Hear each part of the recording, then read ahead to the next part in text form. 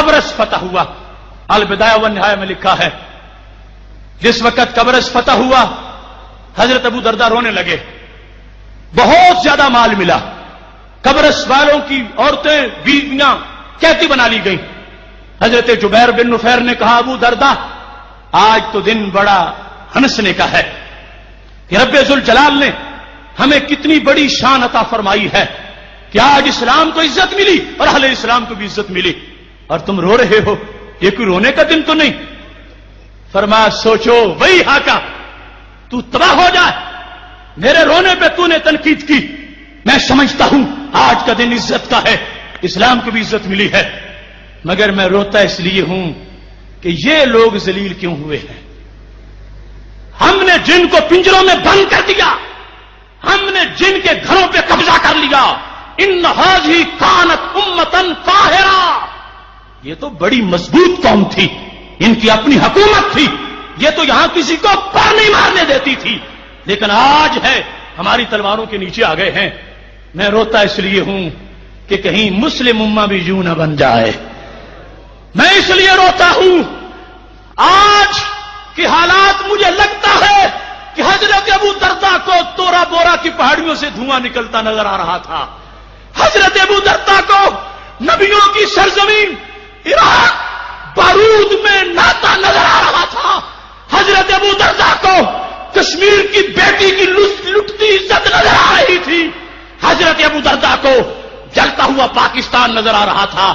فرمایا تم خوش ہو, میں رو رہا ہوں. کیوں؟ فرمایا یہ ذلیل کیوں ہوئے, سبب اس کا کیا ہے؟ فرمایا یہ امت قاہرہ تھی. لما ضیعوا امر اللہ, جب یہ رب کے نافرمان بنے, رب کے سرکش بنے, رب کے بگاڑے بنے, اللہ کے سامنے اکڑنے لگے, رب کے نظام کو چھوڑا اور رب کے دین کو چھوڑ کر جس وقت یہ مقابلے میں آئے, اللہ نے ان کو جانوروں کی طرح بنا دیا. آج ہم نے پنجروں میں ان کو بند کر دیا ہے. اے جبیر بن نفیر, مجھے امت کے بارے میں تشویش ہے کہ کل کہیں ایسے نہ ہو کہ یہ امت بھی اسلام کا عمل چھوڑ جائے, شریعت مطہرہ چھوڑ جائے اور اسلام کے احکامات کو پس پش ڈال کر فیشن کا کلمہ پڑھ لے, گنبد خضرا اور حرم پاک کے نور کو چھوڑ کر واشنگٹن کے چکر لگانے لگے. مجھے اس وقت کی ہلاکتوں پر رونا آ رہا ہے کہ کہیں یہ امت بھی ایسے ذلیل نہ ہو جائے جن کاموں کی وجہ سے آج قبرص والے ذلیل ہو رہے. میرے بھائیو, آج اسلام کا موجودہ صورتحال کا یہ منظر تمہارے سامنے ہے. بعد الاسلام غریبا وسیعود غریبا فطوبى للغرباء.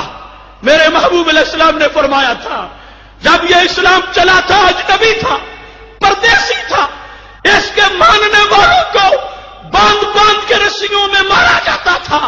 اس کا خطیب اعظم اور خطیب اول حضرت صدیق اکبر جب کعبہ کے پاس کھڑے ہو کے تقریر کرنے لگے تھے تو ما یعرف انفہ من وجہہ, اتنے معذاللہ جوتے چہرے پہ مارے گئے کہ رخسار ابھر گئے اور ناک اور رخسار کا ختم ہو گیا. اس وقت غریب الوطن اسلام جب نکلا, سطوت آئی, عروج مل گیا. فرمایا سیعود غریبا, پھر غریب ہو جائے گا, پھر اجنبی ہو جائے گا. آج وہ اسلام اجنبی ہے, آج وہ پردیسی ہے, آج وہ اسلام غریب الوطن ہے. آج اس اسلام کے پاس گھر نہیں ہے, شام کا وقت ہوتا ہے, اسلام کہتا ہے میرا کلمہ پڑھنے والوں مجھے گھر میں رکھو. مدینہ شریف سے آیا ہوں, مکہ شریف سے آیا ہوں, بدری بھی ہوں, ہرائی بھی ہوں, کربلائی ہوں, تمہارے پاس رات رہنا چاہتا ہوں. کیا عشق یہ ہے کہ اس کو کہا جائے اسلام رات اور گزار, ہمارے گھر تیری جگہ نہیں ہے؟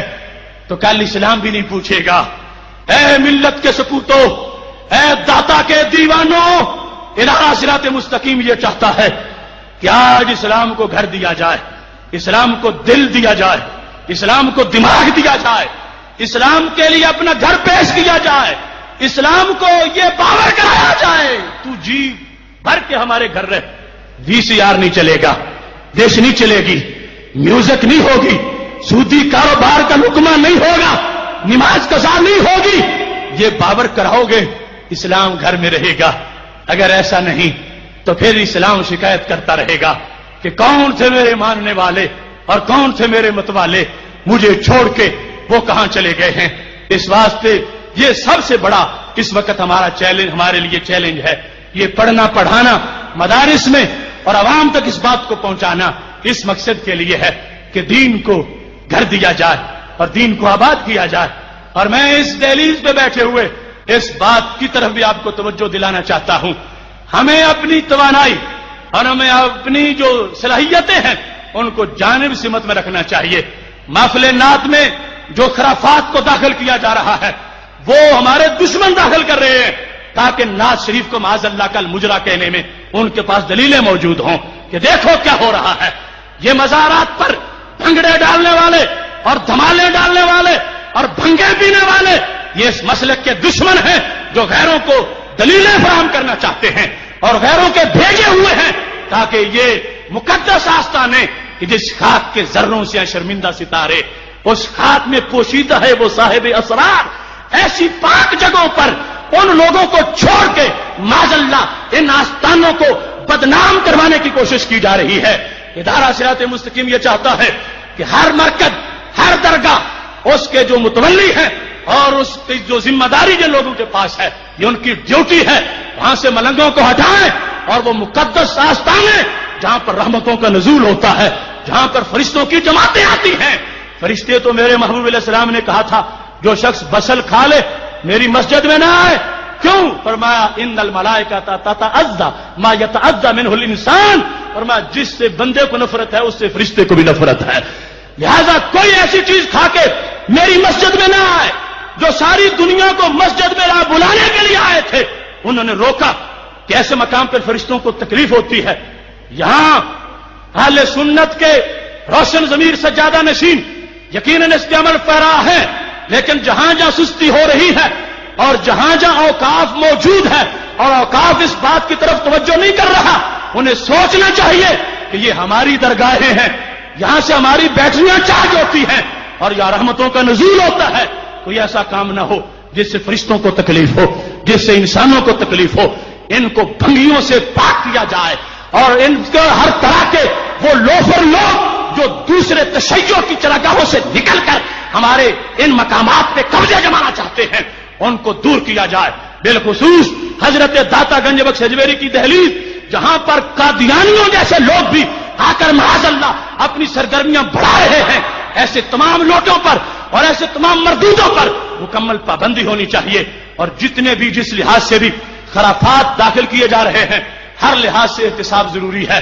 اور یہ سمجھیں وزن تب بڑھے گا جب آنکھ پاک ہوگی، جب کان پاک ہوں گے اور جس وقت سارا بدن پاک ہوگا۔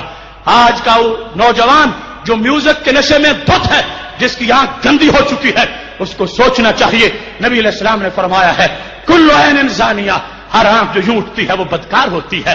آنکھ بدکار ہو تو نیکی کہاں سے آئے، حلاوت کہاں سے آئے، روحانیت کہاں سے آئے؟ اس واسطے عمل ہمارا ورثہ ہے، عمل کی دعوت ہمارا ورثہ ہے۔